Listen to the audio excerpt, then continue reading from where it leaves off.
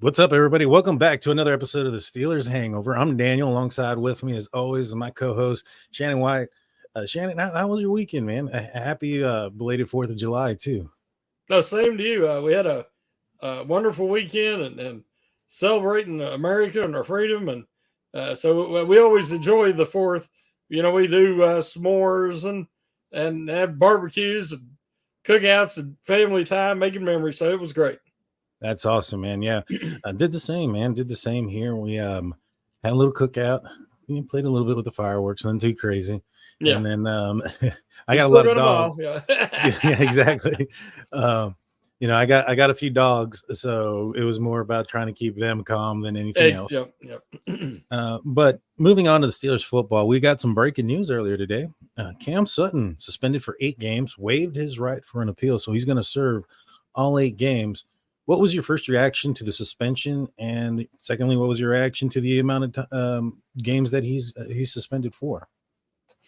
Yeah, it first broke on our Slack channel, and everybody started talking about it, and I was like, 8 games. I said, usually the domestic violence, a lot of times it's 6 games, and they'll appeal and get it down to 4. But this one, obviously, I said by the length of the suspension, we'll know how serious this was. And I mean, I know he pleaded out, so he didn't have to face any jail time and all that, but it must have been pretty severe. Maybe kind of like what the initial reports we heard, because everybody downplayed it when the Steelers signed him so quick. But I mean, they got him for the veteran minimum. He's very experienced with the Steelers, the organization, with the defense they're running. He's actually almost like another coach out there. Mm-hmm. And I think they thought they could bring him in. He would be able to participate in training camp and preseason and be a benefit to the young corners, especially a guy like Beanie Bishop. And then they would try to tread water while he was suspended. I'm kind of shocked that they signed him as quickly as they did if they thought it might be an 8-game suspension, even for the veteran minimum, because it's kind of a bad look for the franchise that we're going to bring in somebody that has been charged with domestic abuse. But I'm just going to have to, we that's all we can do is have faith that the Steelers did their due diligence and they believe it's something that was totally out of character, something that'll never happen again. And they feel comfortable having him in the organization. Yeah, I was not surprised of the suspension. I was a little bit surprised about the 8 games. Yeah. More surprised that he waived his right for appeal. And that got me to thinking that he probably, maybe perhaps they were contemplating a longer suspension, maybe the entire year. Yep. More than likely. And they basically told him, hey, we'll skip all the drama and stuff, and we'll stick it at 8 games, but you can't appeal it. And I think that was probably something that probably ended up happening. But the 8 games, it's longer, like you said, especially for a first-time offender, and not appealing it or anything like that. Usually it's 6 games, much less the 8. So it does, make you think maybe perhaps there was some validity to the reports that were out there, as you mentioned. But when it comes to the football side of things, he's going to miss the first 8 games. However, that's none of the division games. He'll be available for all the division games. The 8th game or the 9th week is a bye week. So I'm not sure if they're going to let him come back and practice ahead of schedule or before he can play. Sometimes, when you're suspended, you can't practice, you can't go to the facility or anything like that. I'm not sure if that's the case in this situation. But if it is, having that bye week will get him somewhat up to speed. He is familiar with the team, so it shouldn't be so much of a huge jump for him. And the teams that he's going to be going up against are familiar foes. It's going to be the division, so he should be familiar with the game plan to go up against those teams. So I fully expect him to probably start unless one of these guys are playing out of this world. If Beanie Bishop goes in there and is just blowing it up, then maybe perhaps we see a little bit less of Cam Sutton unless there's an injury. But I'm just like you're right, man. It gives the organization a little bit of a black eye. Mm-hmm. And I think, the news is now, once training camp starts and things of that nature, it probably won't be such a big deal. But when he makes his return, those questions are going to be coming up. I just hope it doesn't become a distraction in the locker room. What do you think? You think, this is going to be the end, that we're going to not hear about this anymore? Or you think this is going to be a continual thing that's going to be coming up? Yeah, I think that we'll hear about it for a while. I think, like somebody was just asking, will he be able to practice and work out with the team during his suspension? No. During the season, he will not be at the facilities. It's he's not going to be paid those 8 weeks, obviously. Now, as far as I know, training camp and preseason, he's available, but then he's gone, for those 8 weeks. So I don't know. I mean, here's the thing, Daniel. You brought in Ryan Watts, who I believe, even though he's a later round pick, he has a lot of potential to be able to help in multiple ways. You have Beanie Bishop, who I think is a feisty, tough, fast little slot guy. You have two different guys, because that's what Sutton was really going to do, is play some slot and play some deep safety like he did his last year, a couple years in Pittsburgh. And I'm wondering if in a perfect world, Watts and Beanie Bishop is really performing, and maybe Darius Rush and Trice, and they have some depth there. Deshaun Elliott can play in the slot as well. There's a lot of movable parts and interchangeable parts, and I'm wondering if the reason I think he'll make the team is because of that he's on the veteran minimum. But if he doesn't hit the ground running, he's not going to see the field when the regular season starts and his suspension's over. Yeah, and I think, that would be a good problem to have, right? Mm-hmm. Him not being able to see the field. Like they said, I think somebody mentioned it in the live chat. 8 weeks is a long time. By the time this happens, a lot of people probably would have forgotten about it or not mentioned it until it happens, until he returns, and then it's probably only going to be a center point for a little bit. Fortunately for the Steelers, they're going to be on a bye week that week. He returns, so I don't know, take that for what it is. Mm-hmm. With that being said, we're going to talk the rest of the show about the topic of today, which is going to be a better or worse, up or down sort of thing. We're going to go through a couple of player stats, and we're going to ask the question: do you think they're going to be better this year than they were last year, or do you think last year they had a little bit better of a year? And we'll start off with the quarterback position. Last season, a combination throughout the entire 17 games, the Steelers quarterbacks threw for 3,471 yards, 13 touchdowns to 9 interceptions, and 0 rushing touchdowns. So let's start off with the yards, 3,421 yards. Do you think that the current Steelers quarterback, whether it's Russell Wilson or Justin Fields or the combination of the two, are going to be throwing over 3,400 yards? They better. I hope so too. And to answer it, definitely. Mm-hmm. I just think that there's just been so many upgrades from the coaching standpoint to the talent on the field that, yes, they should obliterate that, Mark. I agree. What about the 13 passing touchdowns? I'm sure that's going to be better too. Yeah, again, I think that, they had some guys last year that didn't necessarily get the opportunity to do much with the play after they caught the pass because of some of the routes that were being run, a lot of stop routes and comeback routes, stuff of that nature. We've seen that open up late in the year, and we've seen more big plays and better performances when the quarterback performance went up and improved. So, yeah, I expect that to, again, be much improved. The last easy one, 0 rushing touchdowns. You think this year the quarterback position is going to get a few more? Yeah, because Wilson and Fields are very athletic, and they'll take what's there.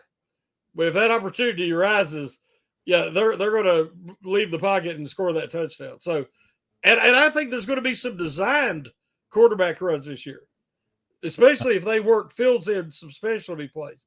So, yeah, I expect at least 4 or 5 minimum. Yeah, I do too. I do too. Now, this is where it gets a little bit tough. The quarterbacks were responsible for, I believe, 10 turnovers. Do you think that the Steelers' current quarterbacks will have more or less turnovers than 10? That's including fumbles. Yeah. I think it'll be a little up because I think it's going to be a little more aggressive. Mhm. You're having guys who are not holding the ball because they can't find a receiver or they lack vision or the ability to go through progressions, but you're going to have guys who are looking for big plays. And we know Wilson loves to do that, and so does Fields. And by holding the ball longer, there is a chance to throw late and have interceptions or have the ball knocked loose. So I would expect a little bit with added scoring. I think there's also going to be a few extra turnovers. I agree. I agree with everything that you said here. I think there's going to be some more rushing touchdowns because I think there's going to be an emphasis on the quarterback mobility aspect of these guys' abilities. I mean, you want to play to their strengths, and one of their strengths is running with the ball, especially Fields. So I think that's going to go up. I think the touchdowns are going to go up through the air. I definitely think the yards are going to go up as well. The turnovers is where, like I said, I think that's also going to go up. The Steelers last season, the quarterback position was very, very conservative, didn't take very many chances, especially deep down the field. And so I see that that's probably going to be significantly different this year. I think that the Steelers are going to take some, smart decisions and not just going to throw it up every single time, but I think it's definitely going to be thrown further and more accurate. I expect this to go up as well. Moving on into the running back position. All right, go ahead. Oh, you're muted. You're muted. I'm sorry. I think there's a confidence factor that we have to take into account. As Rudolph started to show what he could do, we seen the offense and Tomlin give him more leeway to drive the ball down the field and be more aggressive because he could do it. And I think that Tomlin will have that kind of faith, especially in Russell Wilson early. And if he performs like he's capable, especially throwing the ball down the field deep, then I think that they will call more of those plays and also utilize the middle of the field more. So that's where you'll see added big plays, more scoring, but occasional turnovers because the more tip passes, stuff of that nature. No, I agree. As far as the running back position, Najee ran for 1,035 yards last season with 8 touchdowns. Jaylen Warren had 789 yards with 4 touchdowns. Out of those two, which one do you see going up in the right direction, and any of those two do you see going down? No, I think they both should go up. Okay. The reason why is I expect, which I know we're going to get to that, but the offensive line to be, substantially improved, and the play calling. Modern NFL, it's all about mismatches, and Smith knows how to create mismatches through personnel packages, formations, snap count, just the timing. Do a little hurry up here and there, throw it in the middle of a drive. Surprise the defense, make them at least use a timeout. That stuff I've seen him do at Atlanta, and he definitely did it at Tennessee. So I think that that's going to help. And the fact that he likes to throw to the running backs. And we know Russell Wilson likes to check down to the running backs too. And we remember when Ben was in there, he threw the ball to Harris a lot. Mm-hmm. And I expect both guys to catch more passes this year and have an improved yards per carry with the improved offensive line. I agree with you. I think that both of them will go up. I think Naj is probably going to stay somewhere similar to where he's at. I don't know if he's going to increase too much because I think that there's probably going to be, even though it was pretty balanced last season, Something about the same amount of balance this year as far as the percentage of the amount of carries that each one is going to get. I can see them both getting around 50, 51% of the carries. And I can see both of them with like 51, 52, because I do think that they're both going to be on the field at the same time. In some plays and instances, I see Jalen probably going up the most, coming up from 789 yards. And this is just on the rushing side. I do see him and getting maybe perhaps a bigger workload. I also see this team offensively being on the field more, given the offensive line and their ability to do, having these weapons in the right place that they've managed to put them in.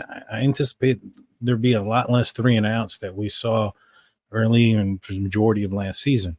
So I do expect this to go up on both players, but I think Jalen's probably going to have the bigger jump than the two. And the type of 3-and-outs. So many times it was like the defense just got to the sidelines, trying to take a drink of Gatorade and say, what just happened? And then it's run to the right or up the middle, another run, and now it's 3rd and long. And it's an incompletion. And they're like, okay, you're back out there. We definitely need to see a lot less of that.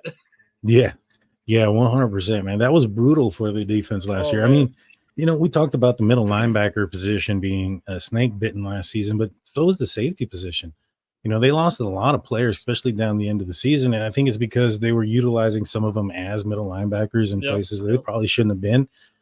But this defense as a whole, I mean, you had the only person that stayed healthy the entire season that I thought was awesome. I mean, all of them staying healthy would have been awesome, but like TJ Watt, I don't think anybody would have expected him to be a 17-game starter, and he was. The year before, he had some injury issues, so it was a little bit of a concern. On the defensive line, Cam Hayward went out for a significant amount of time. Both inside linebackers, 3 inside linebackers were out for time. Safeties out for time. So, I mean, the defense was snake bitten across the board. And so I think that the offense's struggle had a lot to do with that. Oh, definitely. And I think that that's going to change this year. And then TJ misses the playoff game. Yeah. So, I mean, they just couldn't catch a break. No, they couldn't. They couldn't. You're right. The last player on offense that we're going to talk about is George Pickens. He had 5 touchdowns and 1,140 yards. I personally think both are going to go up, but what do you think? Yeah, I'm really hoping. This is the year. There's the seasons that we call them contract years. This is his contract year because he has nothing blocking him from becoming a wide receiver 1. It's just effort and maturity. And I think that he's prepared for this. I think he'll have the quarterback play to support what he can do on the field. And I think he has an offensive coordinator that likes to lean on his wide receiver 1. So you put all that together, I think he's in for a big year. I do too. I think he's going to get primary targets. I think that he's going to be, as you mentioned, he's got a quarterback that can get them the ball. Last season when Mason Rudolph got into the game, it was a different George Pickens. And it was across the board, whether he was, the receiving target or not. And that confidence that he had last year, I hope is transitioning into this year with the confidence in the quarterbacks that they have currently. Najee Harris recently spoke in a little brief interview that he had. And he said, they're expecting some big things. And he said that we got 2 quarterbacks, And I think he's absolutely right. Just those 2 players there, we should expect this team to be significantly better on the offensive side. We're going to take a quick break. When we get back, we're going to transition to the defensive side. So don't go anywhere on the YouTube side. It'll be a couple seconds. On the audio side, we'll be back after a few words from our sponsors.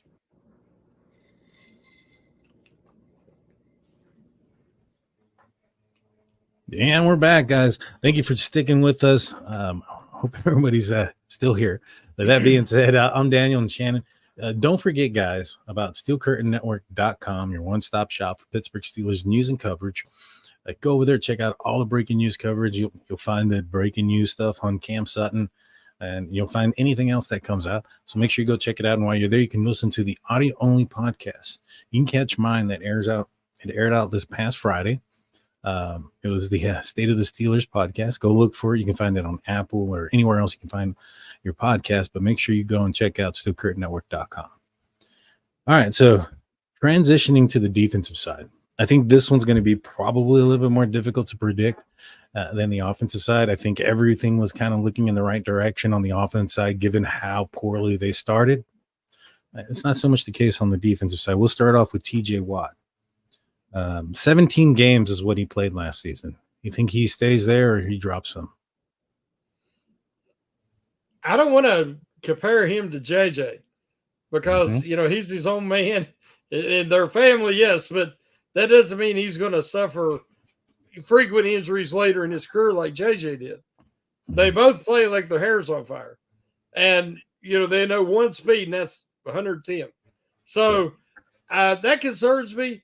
I like the depth better behind him now. I think they're better prepared if something does happen and he misses a little bit of time. I think that they have some options that could fill in better than when he missed so much of the 1 year.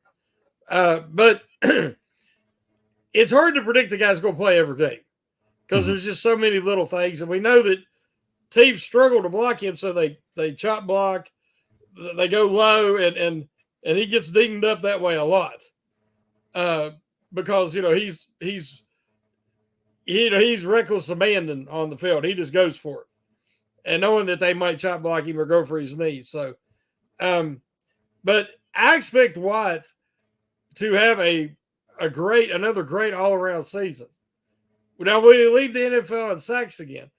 I'm not sure. The reason why is because I believe that we're going to see a return to a little bit of the Blitzburg style.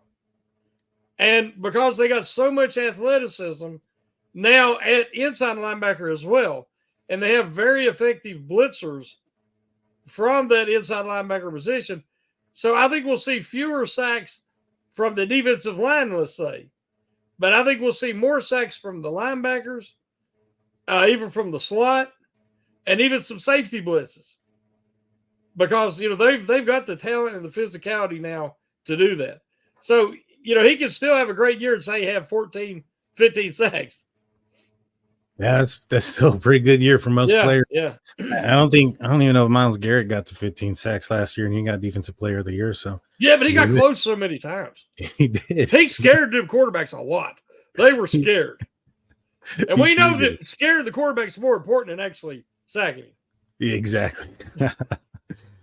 For me though, the 17 game stuff, I'm not saying he's going to miss a game due to injury or things of that nature, but here in the last year or so, when he's played, especially when injured down the late of the seasons because of necessity, there's nobody else behind him. I don't think that's going to be the case this year. I think that, Herbig coming along and you never know, maybe Golden finds his way back on the team. I feel that if something were to happen, the likelihood of them saying, hey, sit out a game, given the depth that they have, is a little bit probably more likely than in years past. And also, if this offense does what they're supposed to do and this defense is where they're supposed to be, they may not have to play the last game. They might be the backups anyways. So I'm going to go ahead and go with less. As far as the sacks go, that was my next question. You answered it, saying, you're not sure if he's going to get to the, all around being the top guy. I agree with you. I think that he's probably going to hit somewhere around the 15, 16 range. I think he has the capability of getting to 19, 20, obviously. However, this defense got some players. And I think some other guys are going to get to the quarterback sometimes. And it's not just going to be TJ anymore. Keanu Benton up the middle, Alex Highsmith. He only had, 7 sacks last season. I expect him to have more than that this season. Yeah. Queen up the middle or even Peyton Wilson. I expect, like you mentioned, all these different types of Blitzburg type of packages. I do expect it to be coming from all different areas. And thus I do expect this team to probably be leading the NFL in sacks or at least top 5. But transitioning to Highsmith, do you think he has a better year than 7? Oh, I definitely do. Highsmith last year, he dropped into coverage a good bit. We remember a couple of interceptions, big plays he had. Uh, excellent coverage. He is a good coverage guy. He sets a mean edge, and he forced a couple of big fumbles. One, TJ returned for the touchdown to beat Cleveland. So even though he didn't have as consistent of success getting sacks as he did the year previous, he still applied consistent pressure and is just an excellent all-around player. At minicamp, he looked really fit. He looked really motivated, like he's put in that work again. We know he's a hard worker. And I think that just the threat of having Queen out there and Wilson and maybe Holcomb coming back and Landon Roberts, having the improved speed in the secondary is going to make quarterbacks hold the ball a little longer. And it's going to let these guys get home. And I don't think people really realize Highsmith lined up right next to Cam Hayward. Mm-hmm. And with Cam Hayward missing so much time, it was easier to double Highsmith. Chip him with a running back going out of the backfield. I wrote an article last year. I bet that Highsmith had nightmares about getting chipped by that running back as he went out in the pattern because they chipped him consistently because they didn't have to worry about Hayward being there. Yeah. And if Hayward could even give them just his mere presence and his strength to collapse the pocket, that will help Highsmith. I don't disagree with you there. I think you're absolutely right. I think, Highsmith, probably his lack of success there may have been attributed because of Cam Hayward's, not being there. Mm-hmm. I mean, that makes perfect sense there. I know a lot of people, were kind of saying, it was the TJ effect. Everybody's paying attention to TJ on the other side, but you're absolutely right. I mean, I think it's more important, if you're going to double team somebody on the left side or on your left side is going to be Alex Highsmith, especially if Cam Hayward's gone. And if he is in there, that's obvious who you're going to be double teaming. Yeah. And that's going to give Alex Highsmith those one-on-one situations. So yeah, I do think he's actually going to hit maybe 10 or 11, to be honest with you. I think he's going to have maybe not the year he had the year before at 14, but a much better improved year this year. And I think that, when it comes to pressure, it's the best friend is with coverage, right? Coverage and pressure make the best friends. Not so much about if you think it's going to be more or not, but how much more do you think, or how many more interceptions do you think that Minkah Fitzpatrick has this year? How many more big plays? He had 0 INTs last season. It was very uncharacteristic of him. He did deal with some injuries, and he was also out of position sometimes. But what do you think? When I read after the season, I guess I was seeing him make tackles and sacrifice his body playing like a linebacker, but I didn't realize he had 0 splash plays, no interceptions, no forced fumbles, no fumble recoveries. It was like this wasn't Minkah Fitzpatrick. The guy, he's a ball magnet. I mean, when he's out there, the ball finds him. He puts himself in the right position to make big plays. And he just wasn't allowed to do that last year. So with having Deshaun Elliott and the improved team speed and size and everything with this young secondary, I expect Fitzpatrick could easily get 4 or 5 interceptions and splash plays this year and get back to what he does best. And he's the best in the NFL, in my opinion, as a ball hawking free safety. I think you're right. I think Sean Elliott it's going to be huge for me. I think he can be the Ryan Clark to Troy Polamalu in this situation. Yeah. He's a hard hitting safety. He can get in the box. I think the Steelers are going to want to also implement their 3 safety set. I mean, that's been something they've been wanting to do, but either somebody's been injured or suspended, and they just haven't had the ability to put it out there. And I think this year might be the year where we finally might be able to see something like that, where it's Minkah, KZ, and Elliott out there at the same time.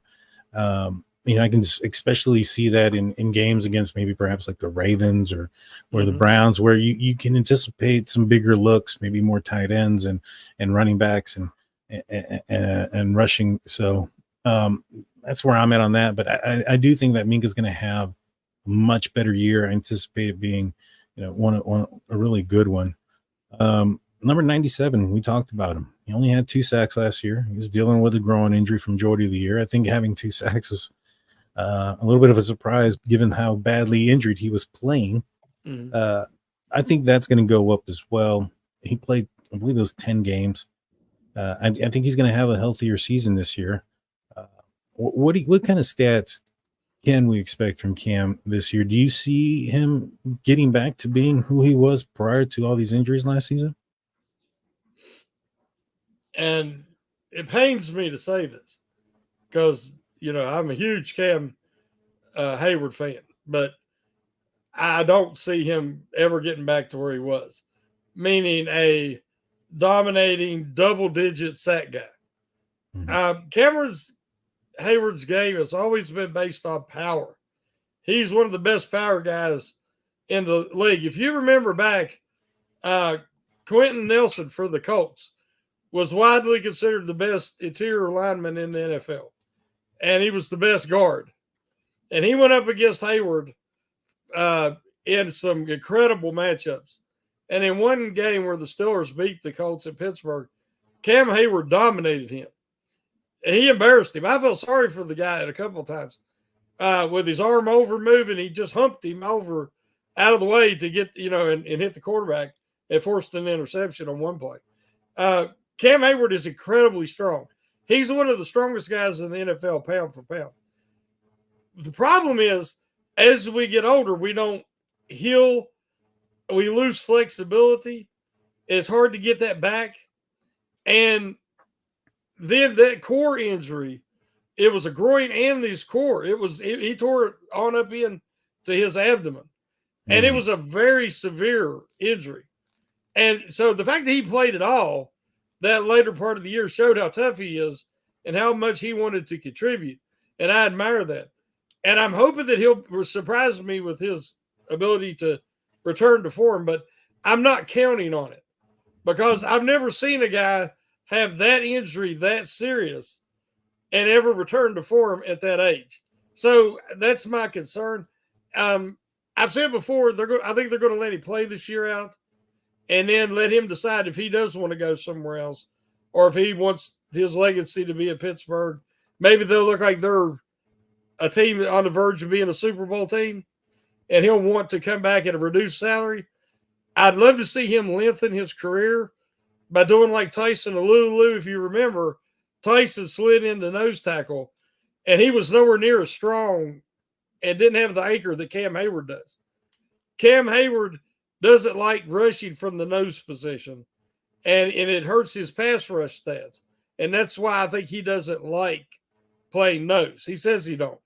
But I think if he accepts it and he uses that immense strength and anchor he has, he could be the answer next year for the Steelers at nose tackle and make him even more valuable next year. Yeah, I think the Steelers kind of used him a little bit at the nose tackle position before in the past, and he's played well in that position, a lot better than the other players that the Steelers had, at the time. And it's not very often that the Steelers run a nose, anyways. It's one of the least ran plays on the defensive side, especially with how offenses are ran. For me, I think that I think he's going to do better than 2 sacks. I think he's going to have a better year, but is he going to get to the double digits? I don't know. I don't think so. I've had the same concerns as you, given his age and the injury. If I had to make a prediction right now, I would say that defensive tackle is probably a target in next year's draft in the first 1 or 2 rounds, given the fact that I think that Cam Hayward's probably not going to be a Steeler for too much longer. I mean, obviously he has more years behind him than ahead of him. And I think the same goes for like a guy like Larry Ogunjobi. Loudermilk really hasn't lived up to, anything. Neither has Liao. So, you're left with Montravius Adams and Keanu Benton.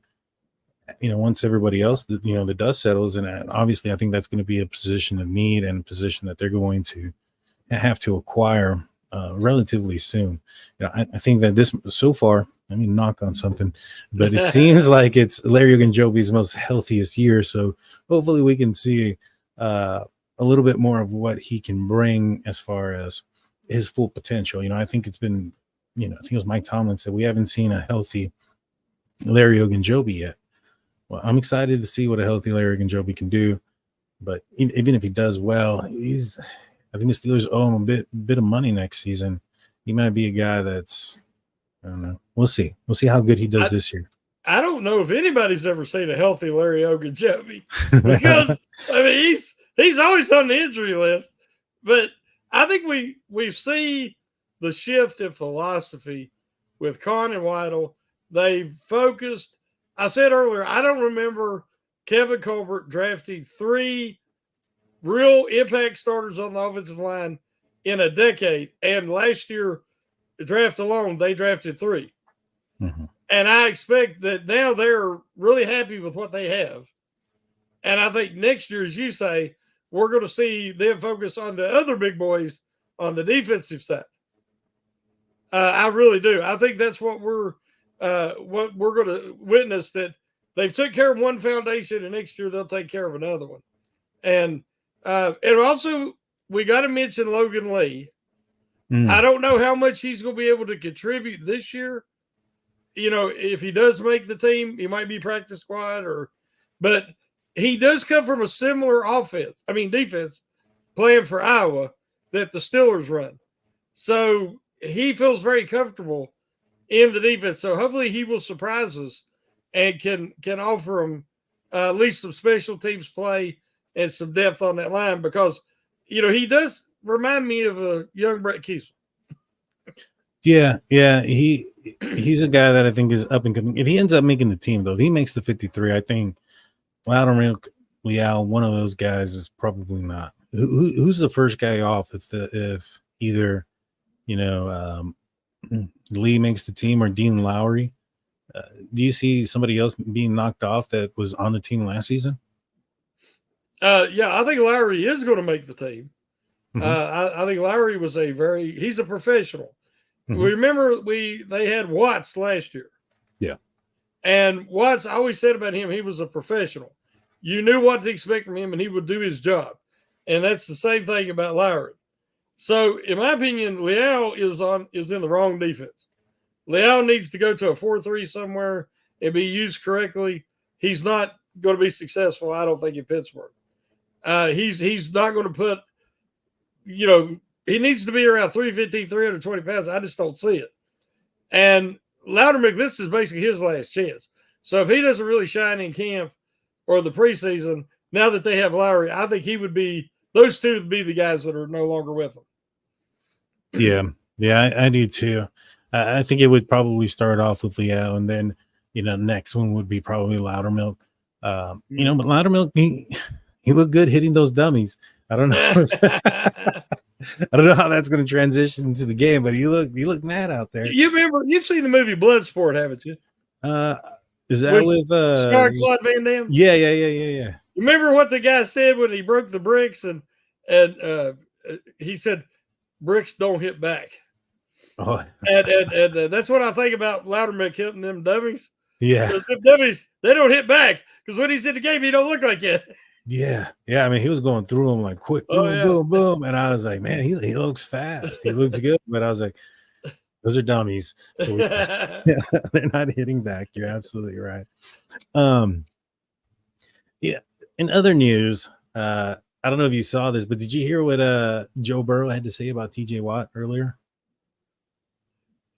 I heard something. I read that he said he had to treat him different than any other defender in the league because he's already got 2 interceptions off of him on that same type of where he's trying to throw it, and Watt right at the line of scrimmage goes straight up and catches it. But I didn't read it all. I just seen him, you know, give Watt credit that he's special.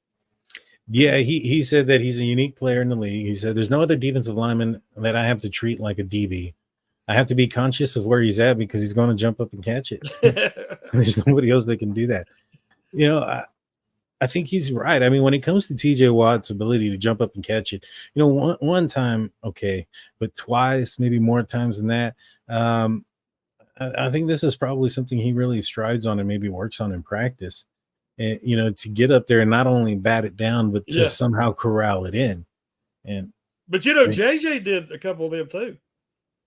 Yeah, he did. But they both, because I think JJ played volleyball in high school, and and they both have worked on their hand-eye coordination and maybe JJ was even a tight end too when he got to Wisconsin.